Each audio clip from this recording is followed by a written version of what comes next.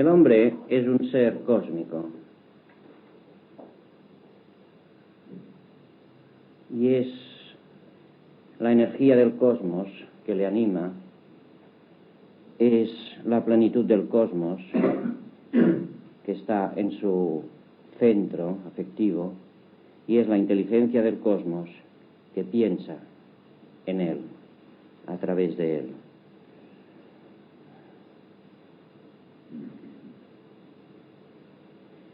Cuanto más pronto nosotros podamos reconocer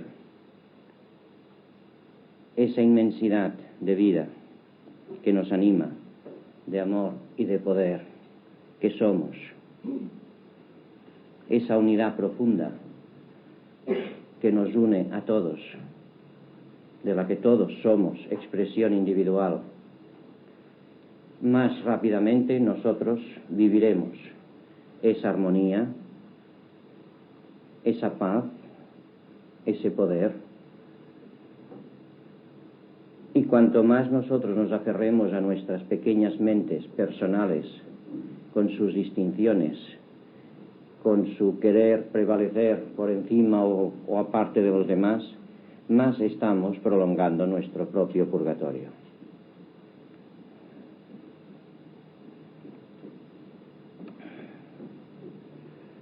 Hemos de aprender a vivir más la unidad, la totalidad de nuestra conciencia. Esto es un hábito a adquirir, con el que se contrarresta el hábito que llevamos desde muchas generaciones de vivir amarrados y crispados en nuestra pequeña personalidad.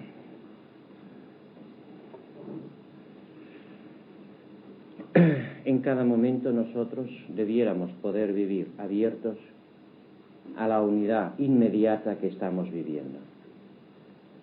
Y nosotros vivimos solo una parte de esa unidad como si fuera nuestra única realidad, y esta parte que creemos que es nuestra única realidad la vivimos contrapuesta a las otras partes de esa misma unidad.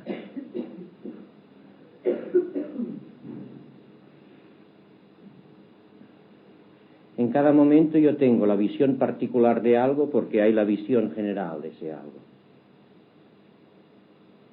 He de aprender a mantener ese plano más profundo de la conciencia abierto, consciente de la totalidad que percibo, aun cuando yo esté manejándome concretamente en el aspecto particular que estoy moviendo, que estoy actuando. Es decir, he de vivir siempre la parte en función del todo. He de aprender a vivir también lo que es la forma en relación con el fondo. Cada vez que yo tomo conciencia de algo, ese algo es algo que se destaca sobre un fondo interior. Cuando yo me doy cuenta no solo de la forma particular, una idea, un objeto, un sentimiento, lo que sea, sino que me doy cuenta del fondo desde el cual percibo la forma particular, he cambiado de nivel. Y cada vez que tomo conciencia clara de algo, por este mismo hecho ya me sitúo en un nivel más profundo. Pero en lugar de tener esa visión en profundidad, nosotros solemos deslizarnos mecánicamente de una forma a otra forma y a otra forma. Y así tenemos una actividad incesante, pero toda ella en la superficie, que nos impide vivir esa mayor realidad que está detrás de cada forma particular, de cada fenómeno particular de conciencia. Otra forma, otro aspecto, es que nosotros, al actuar, siempre estamos actuando en relación con algo. Y nuestra acción no está desligada, no es aparte de ese algo en relación con la cual actuamos. Realmente mi acción y el algo con lo cual me relaciono forma una sola unidad dinámica. Pero si yo estoy moviéndome dentro de mis esquemas personales de siempre, yo estoy viviendo la ilusión de estar yo actuando completamente distinto y aparte de lo otro. En lugar de vivir esa unidad funcional, dinámica, estoy viviendo una parcialidad que puede contraponerse al resto. Cuando yo hablo con alguien y yo digo algo, eso que digo es como una parte de un todo. El otro me contesta y es como si completara esa parte. En los movimientos exactamente igual. Yo me muevo en un medio ambiente. El medio ambiente, que puede ser simplemente el aire o puede ser un espacio particular. El movimiento que yo estoy haciendo está en relación con ese aire o con el lugar particular en el que me muevo o en relación con el destino al que me dirijo. Entonces, ese destino y yo y el movimiento son una sola unidad. El aire a través del cual yo me deslizo es una parte integrante de esa unidad total que es mi movimiento. La interacción humana constantemente es algo que está buscando su unidad, algo que se está completando. Yo ahora os estoy hablando y mi hablar es un aspecto que está totalmente unido, inseparablemente unido a mi conciencia de vosotros. Por lo tanto, la conciencia de mí, la conciencia de vosotros y el hablar son tres elementos de una sola unidad. A su vez, lo que yo digo plantea en vosotros una pregunta o una situación inacabada. Algo que requiere que lo comprendáis, que lo aceptéis o que lo rechacéis, o que sigáis unas normas consecuentes a lo que digo. Entonces lo que vosotros recibís no queda completado hasta que vosotros respondéis totalmente a ello. Y así, desde vuestro punto de vista, mi presencia, lo que os digo y vuestra respuesta forma una sola unidad. En cada momento, cada parte se relaciona con todas las partes restantes. Es un todo que es dinámico, que es funcional y que no hay en él ni una sola parte que esté desconectada o aislada de lo demás. Estamos viviendo una unidad, aunque la vivamos durmiendo. Cuando despertamos, cuando tomamos conciencia de esa unidad en la que vivimos, esa unidad que somos y en la que somos, entonces nuestra conciencia se expande, vivimos la realidad como es, y me vivo a mí mismo en mí, en lo otro y en el movimiento.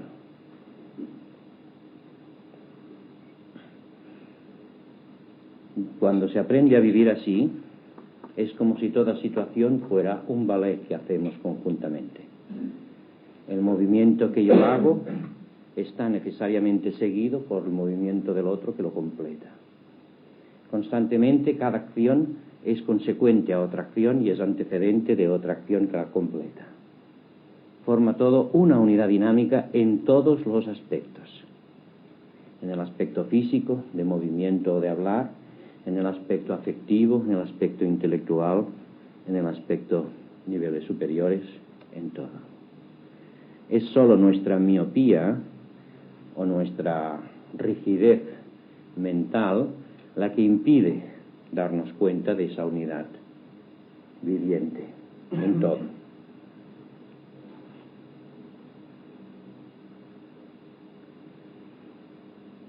la existencia es un ballet que hacemos todos conjuntamente en relación con todo y que nosotros mismos somos todo el ballet. En ese ballet yo personalmente cumplo una parte, pero mi conciencia está viviendo la totalidad del ballet. Yo encarno personalmente un aspecto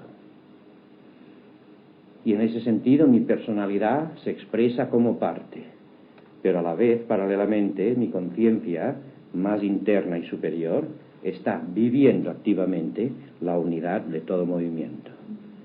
Yo me vivo a mí en primera persona y a la vez estoy viviéndome a mí en tercera persona.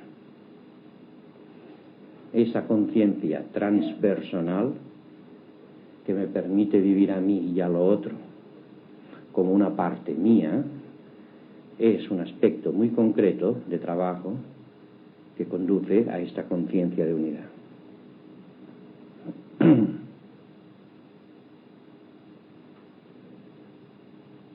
Ahora, cuando yo actúo, cuando yo hablo, ¿vivo eso?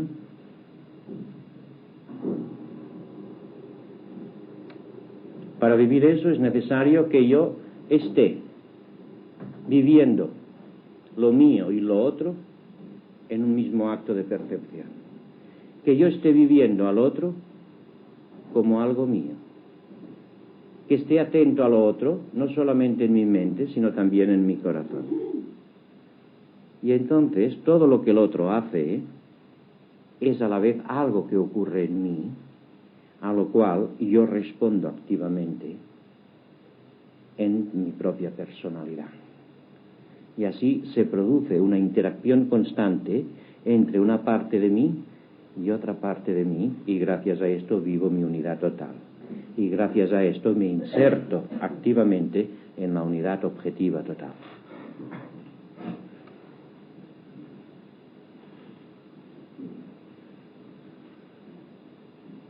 Siempre que se vive así, la experiencia es gozosa.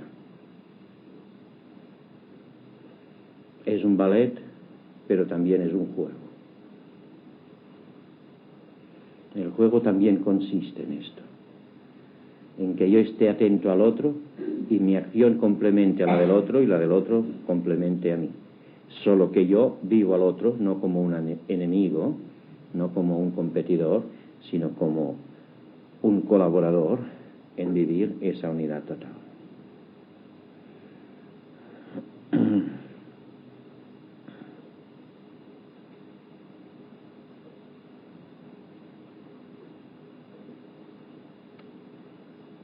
Cuando se vive la unidad de un conjunto, se producen varias cosas extraordinarias.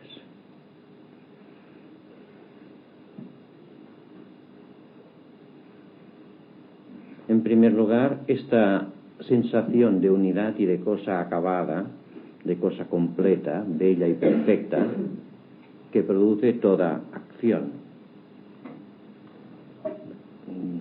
completada, acabada, un algo completo.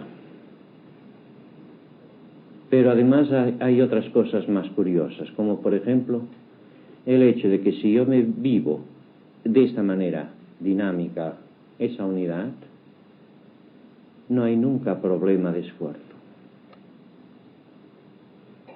El esfuerzo solamente se produce cuando hay conciencia de resistencia. Cuando yo estoy abierto a la fuerza del otro o a la acción o poder del tipo que sea y a la vez estoy abierto a mi poder, entonces descubro que es un solo poder que está funcionando en esa unidad que se expresa a través de mí y a través del otro. Esa conciencia en mí del poder en el otro impide la resistencia. Y entonces puedo movilizar, es decir, se moviliza naturalmente en mí una energía que es capaz de hacer grandes cosas sin esfuerzo. Cuanto más mi mente está dividida, mayor roce, mayor tensión, contraste, resistencia, esfuerzo, fatiga.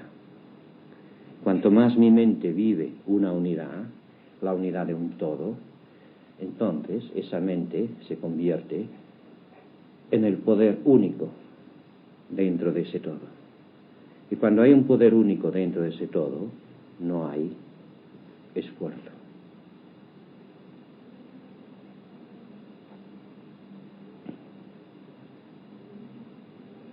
Cuanto más yo me cierre en mi postura personal como distinto del otro, más miedo, más tensión y mayor esfuerzo doloroso deberé hacer. Cuanto más pueda yo abrirme a la fuerza del otro, y ese otro puede ser un temporal, puede ser cualquier cosa. Cuanto más yo pueda vivir la fuerza, la otra fuerza, abierto, de manera que yo vivo esa fuerza como sintiéndola en mí por el hecho de estar abierto, más yo formaré una unidad dinámica y creativa con esa misma fuerza. Cuanto más me separe de ella, una mayor necesidad de contraposición y de resistencia.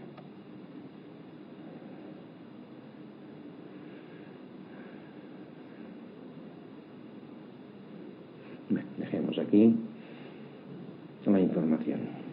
Ahora preguntar lo que queráis. O sea, esa fuerza que tú dices, por ejemplo, ¿cómo puede ser? Sintiéndote tú, o sea... Cuando yo me abro ahora a ti que estás hablando, noto tu fuerza. Y entonces contestar a esa fuerza que noto en ti, me sale sin el menor esfuerzo. Y si en lugar de hablar así, estuvieras ahora hablando a gritos, o estuvieras amenazándome, ocurriría exactamente igual.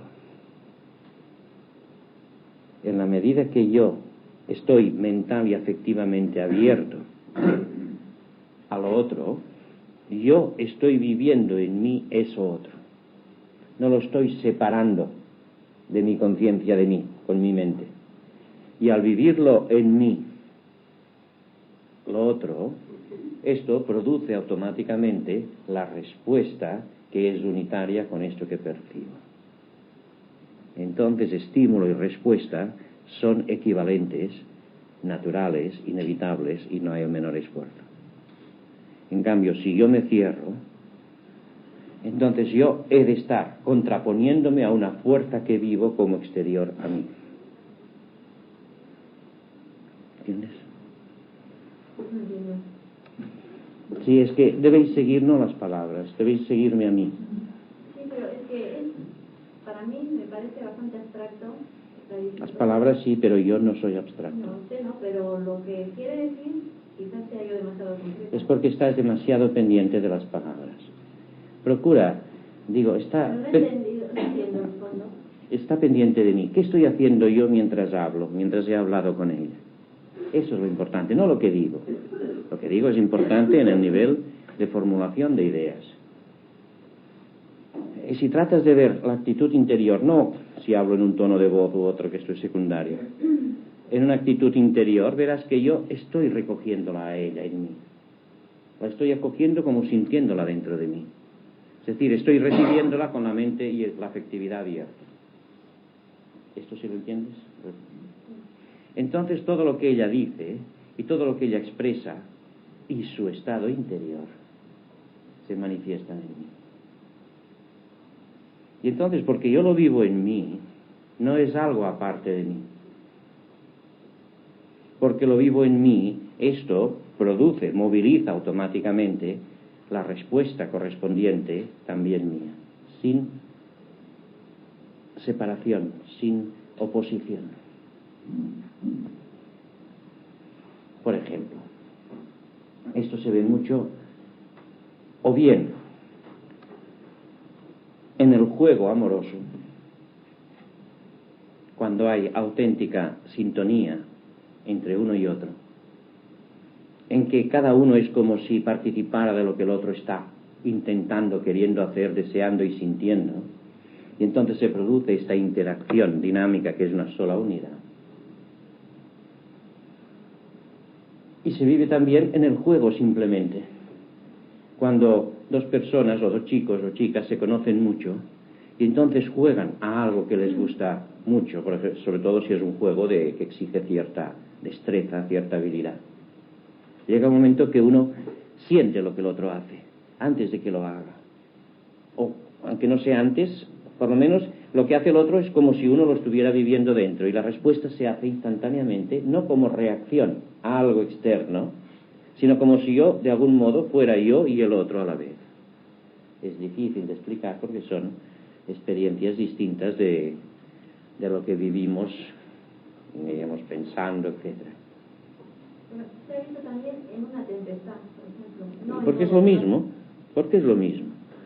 Toda fuerza que yo vivo como exterior es a la vez un aspecto de mi conciencia. Cuando yo la acepto en mi conciencia como un aspecto de mi conciencia, y eso es lo que ocurre cuando yo estoy abierto mental y afectivamente, aquella fuerza no es una fuerza aparte y extraña a mí, sino que es una fuerza en mí que a su vez provoca la respuesta correspondiente también en mí. Todo estímulo provoca de un modo natural una respuesta equivalente al estímulo. Y si una persona va por la vida... Perdona, déjame, que esto lo que has de entender. O sea, si yo ahora os estoy hablando, si vosotros estáis atentos, centrados, pero receptivos, notaréis que todo eso que digo y yo mismo es como si de algún modo estuviera dentro de vosotros, fuera algo vuestro. Si ahora yo os hablo de unas cosas que son más sublimes, más delicadas, esa delicadeza no la veréis en mí solo, sino que la sentiréis en vosotros. Si yo me pongo a hablar en un tono más fuerte, más frío, más exigente, entonces lo probable es que cada uno se cierre porque sienta miedo. Pero si uno es capaz de mantenerse abierto y centrado, dejando que el impacto entre libremente dentro de la mente y en la afectividad, entonces uno sentirá dentro de sí toda esa fuerza que yo expreso. La sentirá dentro de sí. Y esa fuerza que yo expreso provocará una respuesta equivalente, natural y sin el menor esfuerzo. Pero cuando yo freno el impacto con la mente, entonces no se produce esta respuesta equivalente. Al frenarla porque tengo miedo, porque lo vivo como algo exterior a mí y peligroso, al defenderme, entonces impido que se produzca esa respuesta equivalente al estímulo. Y entonces es cuando yo me cierro, me encojo, y entonces me he de enfadar mucho para sacar violencia y he de hacer un gran esfuerzo y vienen todas las complicaciones. O sea, quisiera que entendierais bien ese mecanismo. He empezado esta sesión diciendo, somos unos seres del cosmos y toda la potencia del cosmos se expresa en nosotros. No es que se exprese ahora, es que es la que nos mueve y es la que está detrás de todo lo que estamos haciendo y podemos abrirnos totalmente a ella. ¿Cómo? Sin ningún esfuerzo. El problema de la energía, el problema del valor, del coraje, no es nunca un problema de esfuerzo. Es justo lo contrario. Es un problema de no esfuerzo. Es el problema de que yo impida que haga el esfuerzo, de resistir, de cerrar la mente. Que yo me mantenga centrado y abierto a la fuerza exterior, y esto automáticamente produce mi respuesta interior de energía, sin límites. Cuanto más yo soy capaz de mantenerme abierto y más fuerte es el estímulo, mayor es la respuesta. Son equivalentes. Y entonces esto no tiene fin. La resistencia física del hombre sí tiene fin, pero la potencia no tiene fin y la conciencia de esa potencia tampoco tiene fin. O sea que el arte de ser capaz de hacer grandes cosas no consiste en hacer mucha fuerza, sino en permitir que la fuerza infinita que nos anima funcione porque no le ponemos ninguna traba. Y yo no le pongo ninguna traba cuando soy capaz de vivir centrado y abierto a las situaciones. Entonces, vivir así no crea ningún problema. Vivir así es cuando uno es capaz naturalmente de responder a toda situación de la manera que convenga, sin el menor problema de esfuerzo. En cambio, esto es imposible si yo estoy tratando de mantener mi personaje particular, de vivir protegido dentro de mi yo idea, etc. No sé en qué medida entendéis eso. Usted está en la India, por ejemplo, está en la India, ¿no? Sí. Bueno, entonces una persona, yo no he estado en la India, solamente he oído hablar de las miserias o de las cosas que se ven por allí, ¿no? Entonces, una persona que va con eso sintiendo como suyo la miseria de la gente allí. No sé, ¿qué respuesta o cómo? A lo mejor no había que solidarizarse de una manera, pero hasta el fondo, ¿no? Pues en parte es así, pero es lo que dices, es solo ver un aspecto muy parcial. Si la persona va abierta así, ve en la India o en cualquier barrio de cualquier ciudad, ve miseria, pero también ve unas personas que tienen un modo de sentir, de pensar, de querer, de hacer. Y es esas personas las que son realmente importantes y no la miseria. La miseria es importante, pero la miseria, además de unas situaciones sociales, sobre todo, es expresión de unos modos personales de ser. Entonces es este modo personal de ser el que es más importante. Entonces uno se interesa por las personas, para que salgan de la miseria, pero sobre todo para que sean más ellas mismas. Por tanto, ya existe eso que dices, pero eso solamente es una parte de algo mucho más importante. Y también se ve la necesidad de respetar el modo de pensar, de sentir y querer de aquellas personas.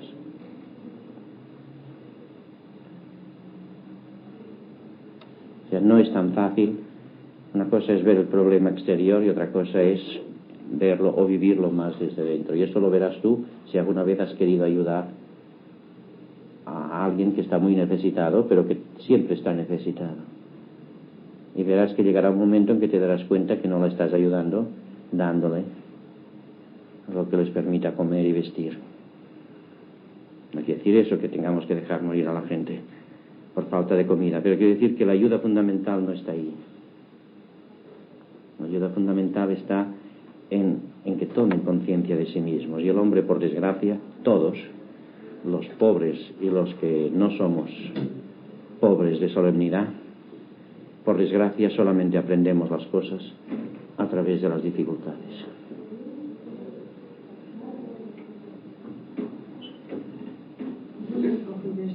Pero sobre todo ahora no tomemos el problema social como tema.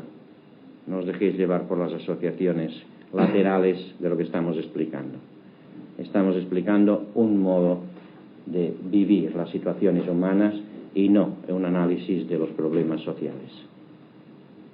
Solamente que contestando a lo que ella formula es hacerle ver pues que existe esto y se ve la necesidad y la responsabilidad que todos tenemos en esa unidad para que todo funcione mejor, y esto es cierto, pero a la vez hay otros factores además de la miseria que también requieren una atención total, y es la capacidad de la persona para vivirse un poco más a sí misma, o sea, elevar el nivel de conciencia de la persona. Y si no se eleva el nivel de la conciencia de la persona, por más ayuda que se dé, no se soluciona el problema. Y a la larga, los que viven mal se comen a los que viven bien. O sea que la solución no está en una beneficencia sin límites, sino en una acción creativa en relación con las personas que necesitan pues subir más. Bueno, a ver, ¿qué más? Esto de, o sea, la cosa está positiva que nos sentamos de sí la cosa, pero por ejemplo, tú eres agresivo conmigo yo en vez de cerrarme, me abro. Estoy receptiva. Pero centrada. Centrada. Las dos cosas. No estés nunca abierta si no estás centrada.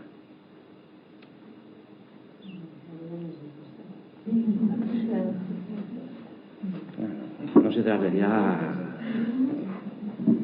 Bueno, pues centrada. Sí. Ahora me gusta. Va. Entonces, esa agresividad tuya es parte de mí también. No es que sea parte de ti, es que tú actualizas de tu conciencia la energía que te permite recibir o percibir esta fuerza que tiene la forma de agresividad. Entonces, ¿cuál es mi respuesta? Porque La que no quieras. puedo ser agresiva, ¿no?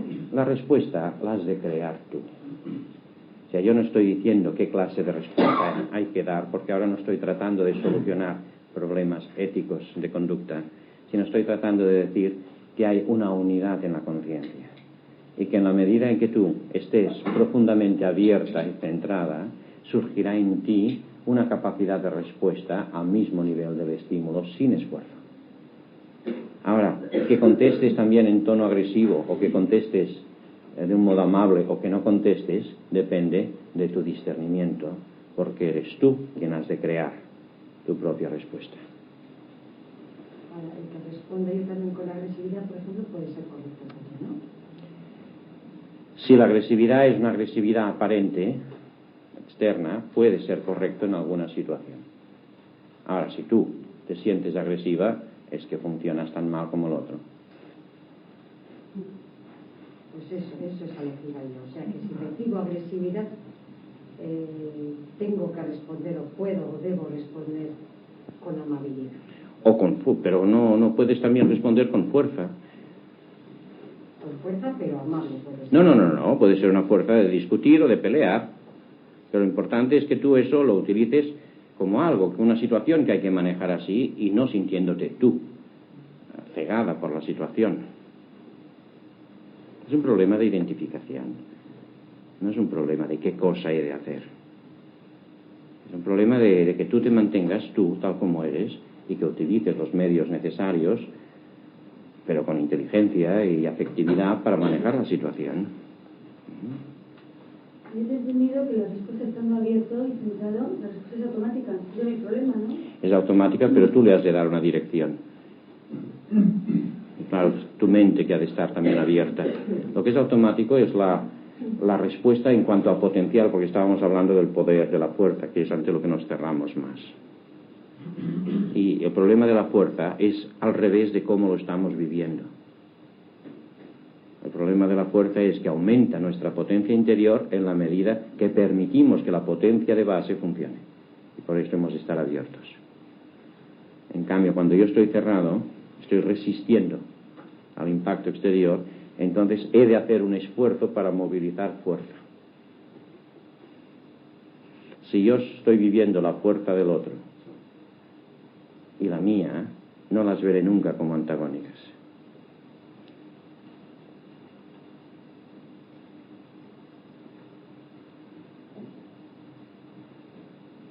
Y no obstante, podrá haber una acción muy intensa. Pero esto es lo notable, que aumenta el poder operativo, efectivo, pero no hay esfuerzo.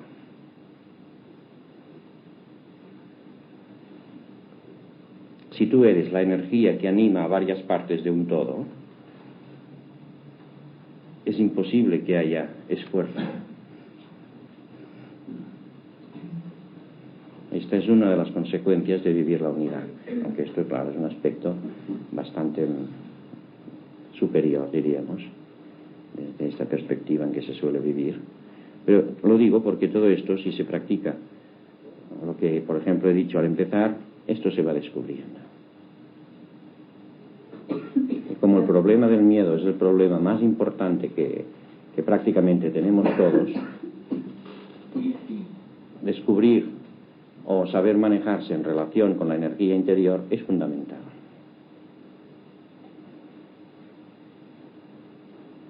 Hacerlo en pruebas de cosas que no sean de peligros muy graves y podréis verlo. Una cosa, tú has usado la palabra creatividad. Yo estaba pensando en armonía. al hacer la unidad, entonces, ¿qué diferencia hay entre la creatividad y la armonía? La armonía es cuando se construye una unidad de una multiplicidad. Solamente que esta unidad puede construirse a varios niveles.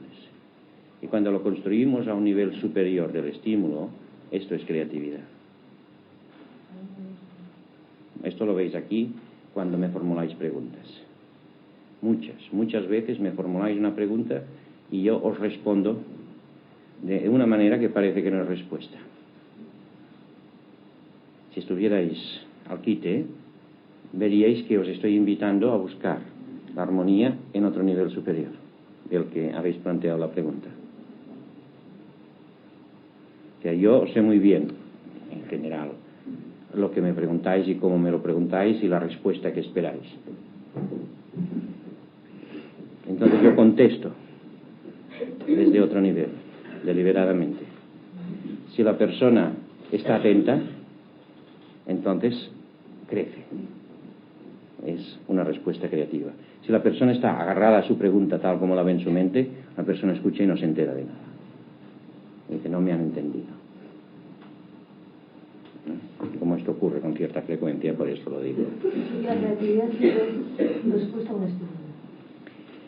Bien, sí, aunque hay una creatividad espontánea, pero en general se entiende. Es decir, creativo lo es todo, cada acto que surge realmente del fondo, del centro, es creatividad, aunque sea hacer lo mismo que hice ayer. En la medida que es expresión de lo genuino, de lo esencial, esto es creativo.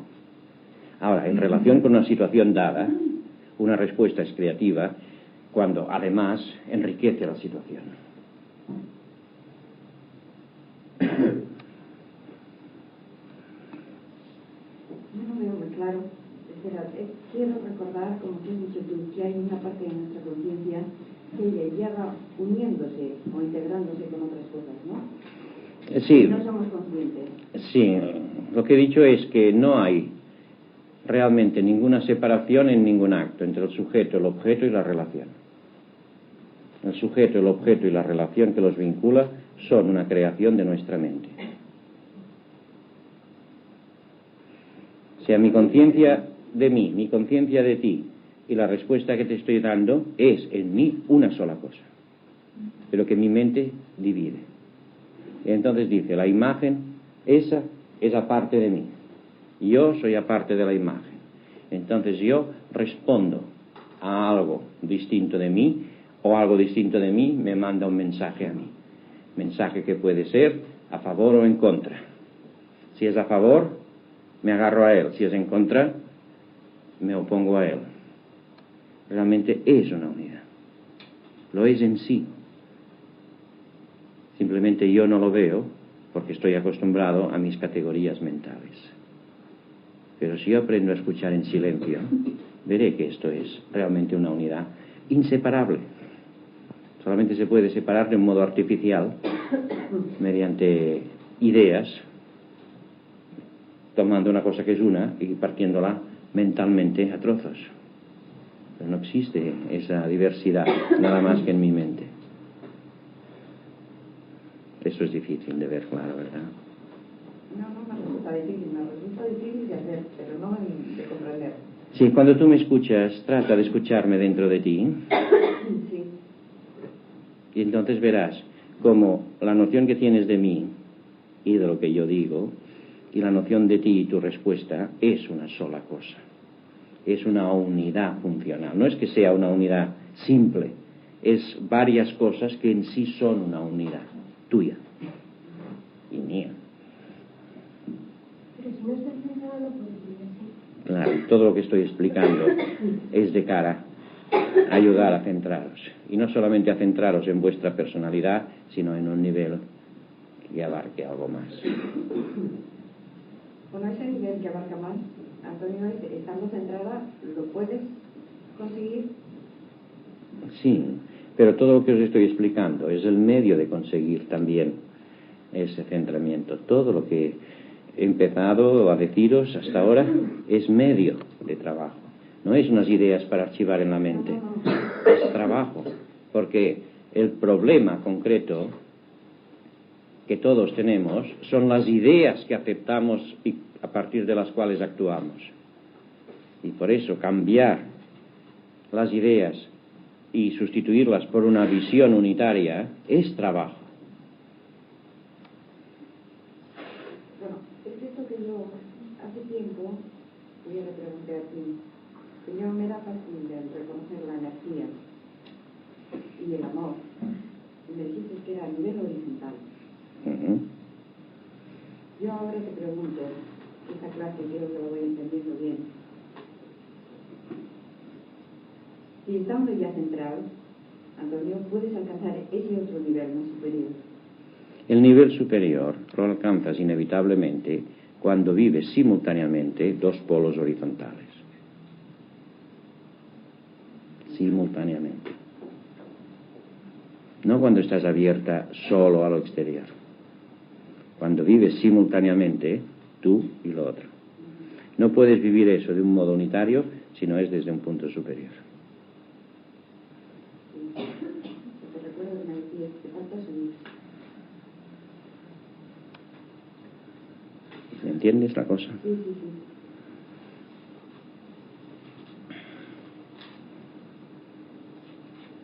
¿Preguntas? ¿Dificultades? ¿Pegas? Sobre todo lo que se va explicando esos días. ¿Pegas? Ya no os puedo dar mucha más información. El problema es que no os atragantéis con todo lo que tenéis, ¿eh? Por lo tanto, no esperéis que vaya echando más material, porque hay que vivir eso. Yo sí te quiero preguntar una cosa. En lo de vivir centrado, yo me he dado cuenta que yo soy aparte de las cosas, que aunque si vienen bien, yo sigo siendo la misma que cuando me vienen mal. Que es una parte testigo mía que ha estado siempre. Eso es parte del centramiento. Sí. Esto es la mente que se va centrando, sí.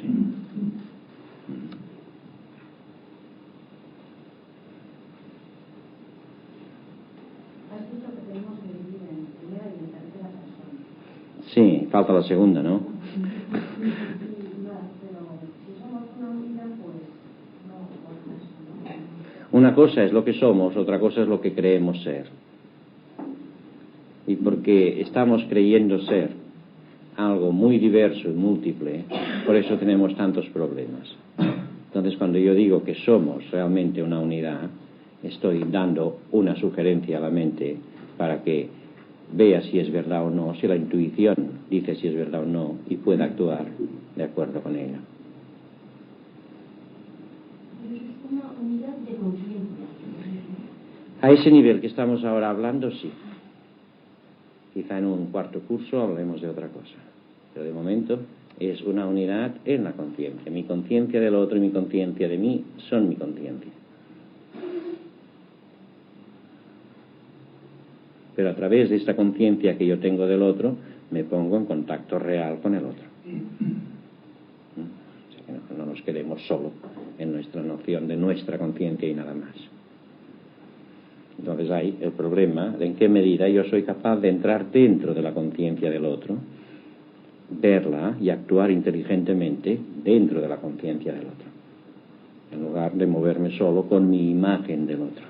Esto, por ejemplo, se comprende cuando algo realmente te interesa y estás como estamos ahora, por ejemplo, y sientes que hay esa unidad, pero respecto a todas las cosas y lo demás en la vida, pues te cuesta vivir así. Que primero has de vivir tu unidad. Si en la vida te cuesta, es porque tú vives la vida como difícil, como hostil, y está el miedo. Entonces, ante el miedo nos replegamos a nuestros mecanismos infantiles de defensa.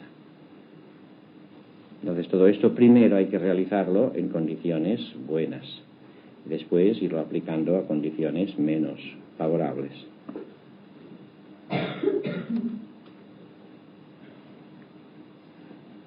He entendido que esto de vivir en mí y vivir en el otro, esta interrelación que hay, por ejemplo, en una conversación, sintiendo esa unidad con el otro, se siente siempre gozo.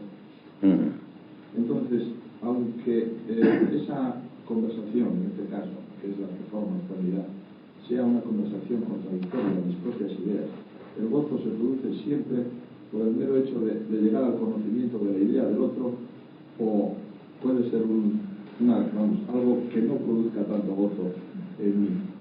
El gozo es el resultado de vivir la unidad. El gozo no es el resultado de que las cosas me vayan bien a mí. Esto es el gozo en la vida corriente.